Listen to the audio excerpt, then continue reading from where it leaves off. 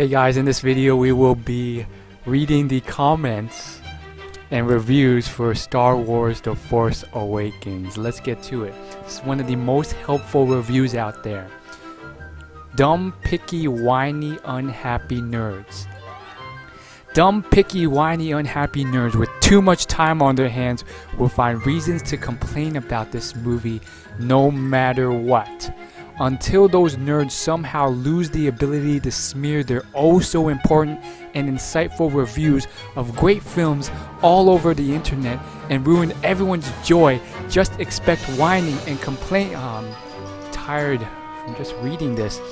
Update. As I scroll through our other positive reviews, it is clear that these slimy trolls frantically, uncontrollably, and click the not helpful button in order to achieve some sort of misguided victory. Spreading, I kinda agree, honestly.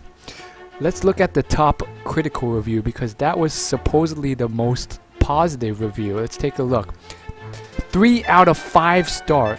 I think my expectations were too high. I've been a Star Wars fan for many years, read over 40 books, watched both animated series and numerous fan films. One thing they all have in common is that you build a relationship with the main characters. In this movie, I was indifferent. Really? Also, 5 out of 5 stars. Haters gonna hate. To address the main complaint people who don't like this movie have.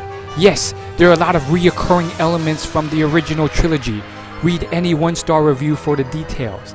It's not an accident. It's not laziness. It's an integral part of the plot and done for a specific reason. Kylo Ren wants to be Darth Vader. Oh my goodness. Look at these thesis statements. I mean, come on.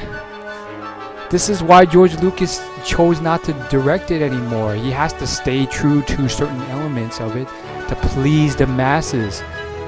Oh my goodness. Let's read a little bit of this one. The film has had everything from praise of the gods to I was punked during the showing to every person in between. But I am not them. I am just me. A Star Wars fan since I was 5, a Jedi wannabe in my youth, and a relatively unenthusiastic observer as an adult. Episodes 4, 5, and 6 were the best to me. That was what I grew up on, and that is what I judge all the other films and storyline. Man, who has time to read this stuff? Good lord. Let's look for a short review if there even is one. Okay. I'm old enough to 5 out of 5 stars. Can't wait for the next one. I'm old enough to have been around since the beginning of the franchise, and just like with the first 2 trilogies, I'll be anxiously awaiting the next release. You can't love Star Wars and not love this movie. The haters are wrong. This movie is awesome. Come on, episode 8. First off, I am tired of all these people putting down this movie about how it's a remake. It's not a remake. Yes, it's a lot like A New Hope, and that's not a bad thing. Yes, the movie has some holes, but that's building up for the next 2 movies. Kylo Ren, Rey, Finn, and Poe did great jobs flowing with the older Star Wars cast. Can't wait for the next ones to come out. I quite like that one. Let's conclude this with another positive review. Oh my goodness. I got a good feeling about this. 4 out of 10. I went into The Force Awakens feeling just like you.